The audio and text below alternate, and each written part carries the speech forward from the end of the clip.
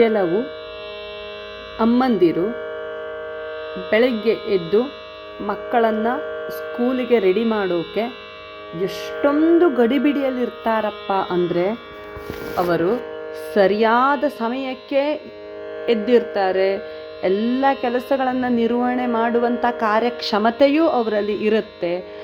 ಆದರೂ ಕೂಡ ಒಂದು ರೀತಿಯ ಗಲಿಬಿಲಿ, ಮಕ್ಕಳ ಮೇಲೆ ಕೂಗಾಡೋದು, ಗಂಡನನ್ನು ನೋಡಿ ಕಿರ್ಚಾಡೋದು, ಎಲ್ಲವುದಕ್ಕೂ ಅರ್ಜೆಂಟ್ ಮಾಡೋದು, ಯಾವ ಕೆಲಸವನ್ನು ಸಮಾಧಾನವಾಗಿ ಮಾಡುವಂತಹ ಶಕ್ತಿಯನ್ನೇ ಅವರು ಕಳೆದುಕೊಂಡು ಬಿಟ್ಟಿರ್ತಾರೆ. ಯಾವಾಗ ನೋಡಿದ್ರೂ ಆ ಕೆಲಸ ಆಗಿಲ್ಲ, ಮಕ್ಕಳಿಗೆ ಲಂಚ್ ಬಾಕ್ಸ್ ಪ್ಯಾಕ್ ಮಾಡಾಗಿಲ್ಲ, ಗಂಡಂಗೆ ಟಿಫನ್ ರೆಡಿ ಆಗಿಲ್ಲ, ಅತ್ತೆ ಮಾವಂಗೆ ಕಾಫಿ ಕೊಟ್ಟಾಗಿಲ್ಲ, ಅದನ್ನು ಮಾಡಬೇಕು, ಇದನ್ನು ಮಾಡಬೇಕು, ಕಸ ಗುಡಿಸ್ಬೇಕು, ಪಾತ್ರೆ ತೊಳಿಬೇಕು, ಬಟ್ಟೆ ಒಗಿಬೇಕು, ಹೀಗೆ ಇನ್ನೂ 10 ಹಲವು ಯೋಚನೆಗಳು ಅವರ ಮೈಂಡ್ನಲ್ಲಿ ವಾಯುವೇಗದಂತೆ ಓಡ್ತಾ ಇರುತ್ತೆ.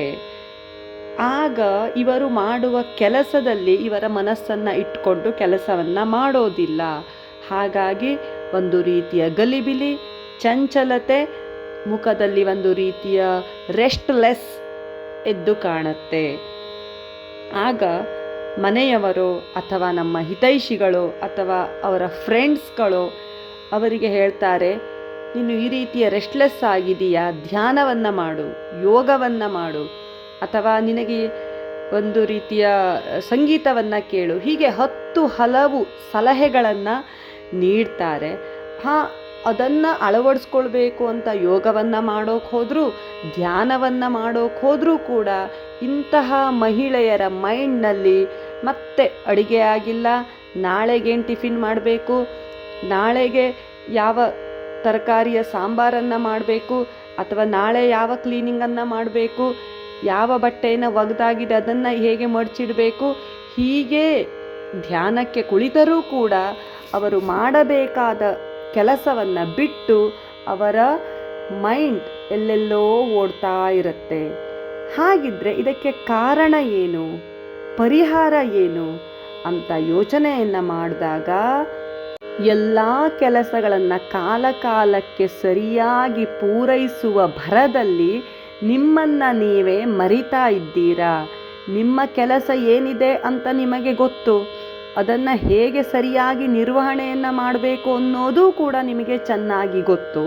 ಅದನ್ನು ಹಾಗೆಯೇ ದಕ್ಷತೆಯಿಂದ ನೀವು ನಿರ್ವಹಿಸ್ತೀರಿ ಕೂಡ. ಆದರೂ ಕೂಡ ಈ ಇಲ್ಲ ಸಲ್ಲದ ಚಿಂತೆ ನಿಮಗೇಕೆ ಅಂತ ಪ್ರಶ್ನಿಸಿದಾಗ, ಸೆಲ್ಫ್ ಲವ್, ಸೆಲ್ಫ್ ಸ್ಟಡಿ ಅಥವಾ ನಿಮ್ಮನ್ನು ನೀವು ಕೇರ್ ಮಾಡೋದನ್ನೇ ಮರ್ತು ಬಿಟ್ಟಿರ್ತೀರಾ. ಇದರಿಂದ ನಿಮಗೆ ರೆಸ್ಟ್ಲೆಸ್ ಆಗತ್ತೆ. ಯಾವಾಗ ನೋಡಿದ್ರೂ ನಿಮ್ಮ ಮನೆ, ಮಕ್ಕಳು, ಯಜಮಾನರು, ಮನೆ ಕೆಲಸ, ಅತ್ತೆ ಮಾವ, ಇಷ್ಟಕ್ಕೆ ನಿಮ್ಮ ಪ್ರಪಂಚವನ್ನು ಸೀಮಿತಗೊಳಿಸ್ಕೊಂಡು ಬಿಟ್ಟಿರ್ತೀರಾ.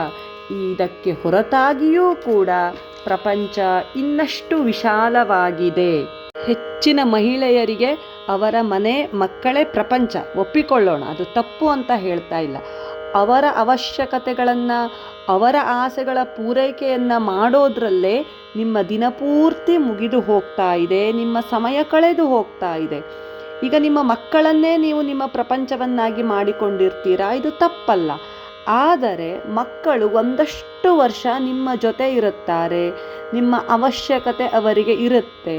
ಆಮೇಲೆ ಅವರು ದೊಡ್ಡವರಾಗುತ್ತಾರೆ. ಆ ಒಂದು ಕೊಂಡಿ ಅಂತ ಏನು ಹೇಳ್ತೀವಿ, ಅದನ್ನು ಕಳ್ಚಿಕೊಂಡು ಅವರು ಹೆಚ್ಚಿನ ವಿದ್ಯಾಭ್ಯಾಸಕ್ಕಾಗಿಯೋ ಅಥವಾ ಅವರ ಜಾಬ್ ಪರ್ಪಸ್ಗಾಗಿಯೋ ಅಥವಾ ಅವರ ಕರಿಯರನ್ನು ಡೆವಲಪ್ ಮಾಡ್ಕೊಳ್ಳೋದಕ್ಕೋ ಅಂತ ಅವರು ಲೈಫ್ನಲ್ಲಿ ಬ್ಯುಸಿ ಆಗ್ಬೋದು ಅಥವಾ ಮನೆಯಿಂದ ಹೊರಕ್ಕೆ ಹೋಗ್ಬೋದು.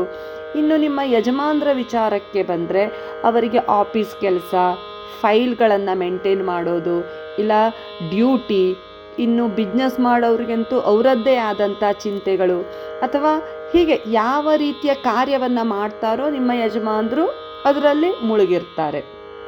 ಆಗ ಒಂಟಿಯಾಗೋರು ನೀವೇ ತಿಳ್ಕೊಳ್ಳಿ.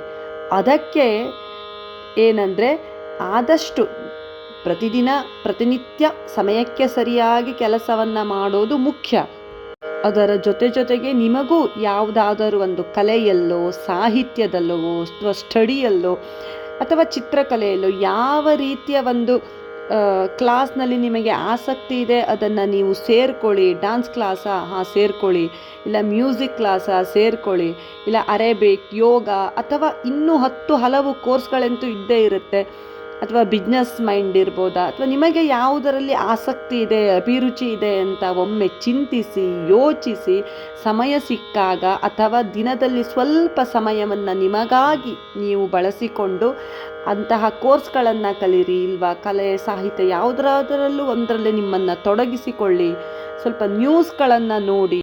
ಆರಿ ವರ್ಕ್, ಹೊಲಿಗೆ ಅಥವಾ ಸಂಗೀತವನ್ನು ಕೇಳೋದು, ಒಳ್ಳೆ ಹಾಡುಗಳನ್ನು ಕೇಳೋದು, ಅಥವಾ ಒಳ್ಳೆ ಸ್ಪಿರಿಚುವಲ್ ಮಾತುಗಳನ್ನು ಕೇಳೋದು, ಅಥವಾ ಕೆಲವೊಮ್ಮೆ ನಾವು ಕೆಲವೊಬ್ಬರ ಮಾತುಗಳನ್ನು ಕೇಳಿ ಇನ್ಸ್ಪೈರ್ ಆಗ್ತೀವಿ ಅಂತ ಒಳ್ಳೆ ವಿಚಾರಗಳನ್ನು ತಿಳ್ಕೊಳ್ಳೋದು, ಈಗಿನ ವಿಷಯಕ್ಕೆ ನಮ್ಮನ್ನು ನಾವು ಅಪ್ಡೇಟ್ ಮಾಡಿಕೊಳ್ಳೋದು. ಹಳೆಯ ಕಾಲದಲ್ಲಿ ನಮ್ಮ ಅಪ್ಪಂದಿರು ಹೀಗೆ ಮಾಡ್ತಾಯಿದ್ರು, ನಮ್ಮ ಅಜ್ಜಂದಿರು ಹೀಗೆ ಮಾಡ್ತಾಯಿದ್ರು, ಅವೆಲ್ಲವೂ ಸರಿ ಬೇಕು. ಅದರ ಜೊತೆಗೆ ಈಗಿನ ದಿನಮಾನದ ಅಪ್ಡೇಟ್ ವರ್ಷನ್ನಾಗಿ ಬದುಕಿ, ಸಮಯ ಸಿಕ್ಕಾಗ ನಿಮ್ಮ ಹಿತೈಷಿಗಳ ಜೊತೆ 1-4 ಒಳ್ಳೆಯ ಮಾತುಗಳನ್ನು ಆಡಿ, ಒಳ್ಳೆಯ ಪುಸ್ತಕಗಳನ್ನು ಓದಿ, ಒಳ್ಳೆಯ ಸಾಹಿತ್ಯವನ್ನು ಓದಿ, ಆ ನಿಟ್ಟಿನಲ್ಲಿ ನೀವು ಪ್ರಯತ್ನಿಸಿ. ಆಗ ನೀವು ರೆಸ್ಟ್ಲೆಸ್ ಫೀಲನ್ನು ಕಡಿಮೆ ಮಾಡಿಕೊಳ್ಳಬಹುದು, ಆ ಗಡಿಬಿಡಿಯನ್ನು ಸ್ವಲ್ಪ ಕಡಿಮೆ ಮಾಡಿಕೊಳ್ಳಬಹುದು, ಮಾಡುವಂಥ ಕಾರ್ಯದಲ್ಲಿ ನಿಮ್ಮ ಕಾರ್ಯದಕ್ಷತೆಯನ್ನು ಹೆಚ್ಚಿಸಿಕೊಳ್ಳಬಹುದು ಅಂತ ಈ ವುಮನ್ಸ್ ಡೇ ಸಂದರ್ಭದಲ್ಲಿ ಹೇಳೋಕೆ ಇಷ್ಟಪಡ್ತೀನಿ. ಇದಕ್ಕೆ ನೀವೇನಂತೀರಾ?